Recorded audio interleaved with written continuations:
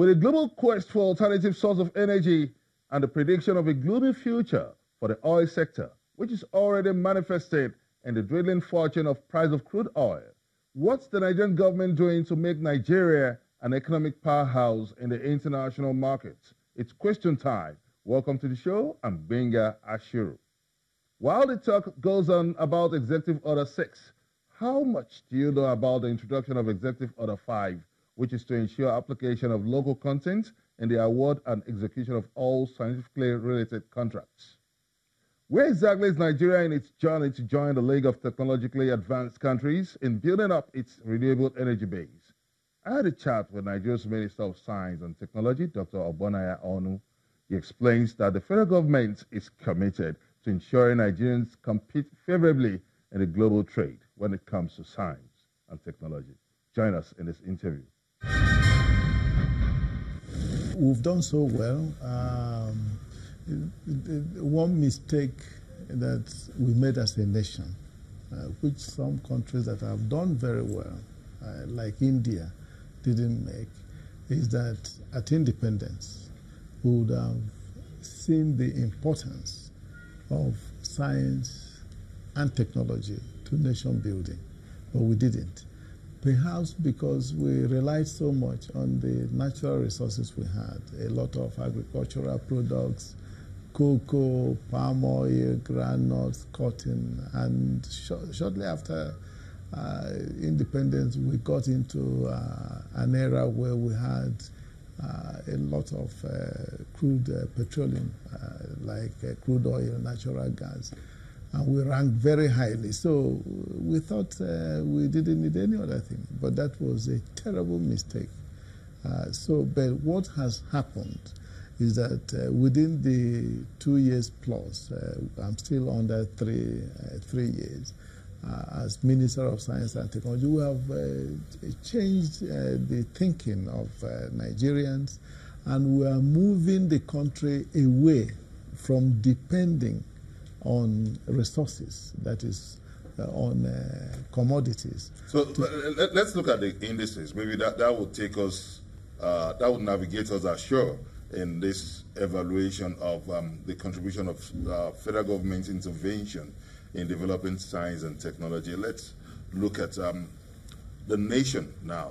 Would you say we are anything close to a technological-driven economy?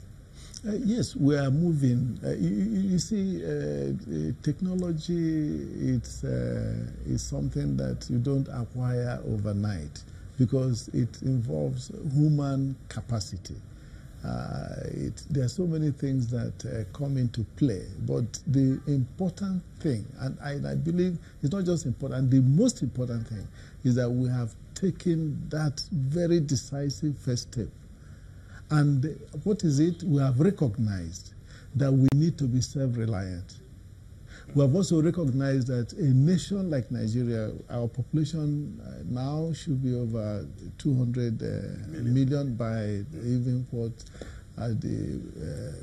our census said just recently, should be over 200 million. A country that has over 200 million, and in the next 82 years is projected that our population could be around 1 billion. You know, we can't continue to rely on commodities. So I believe that is the most significant step which we have taken. Now, I also recall you came up with a roadmap, a clear blueprint. And one of the heads up you gave the public then was that it's going to be essentially private sector driven. Which entails a lot of private sector collaboration. Now, going back to that design, that template, that roadmap, and also with the timeline, what structures have been put in place now in order to develop and harness our potential in terms of being self-reliant, using our science and technological potential? Oh no, we've done so many things. You know, one is that we have encouraged innovation, and the results we are very satisfied. We more than tripled the patents that we had. That's, if you looked at what we got in 2015, By 2016, we doubled that. By 2017, we, even tripled that. So that's because the skeptics are saying that we are still not producing anything. Yes, they can say so, but they are not right.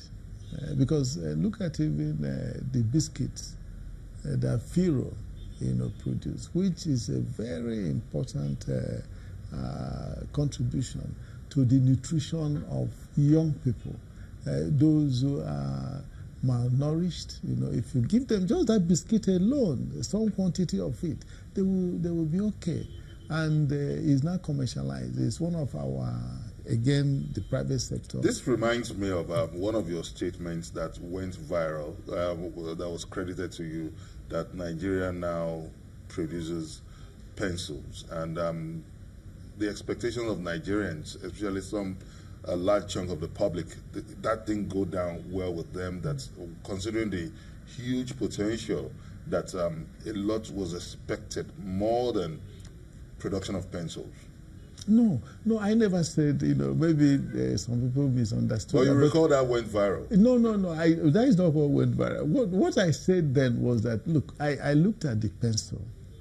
If you look at the pencil is so simple. It looks very simple, but also very important, because you use it in the primary school and you also use it in university. I mean, if you are doing architecture, you must use your pencil. So, but I said, look, can you imagine how simple this is? And yet, Nigeria, a nation like Nigeria, with the largest, population of black people in the world, has the largest market in Africa, the largest population in Africa, and with all the very brilliant people that we have who are in the most celebrated research centers all over the world, that we can't even produce pencil in Nigeria. That's what I said. So people who didn't understand it, look the other way. But that is really showing you the state of development that we were in with respect to technological development.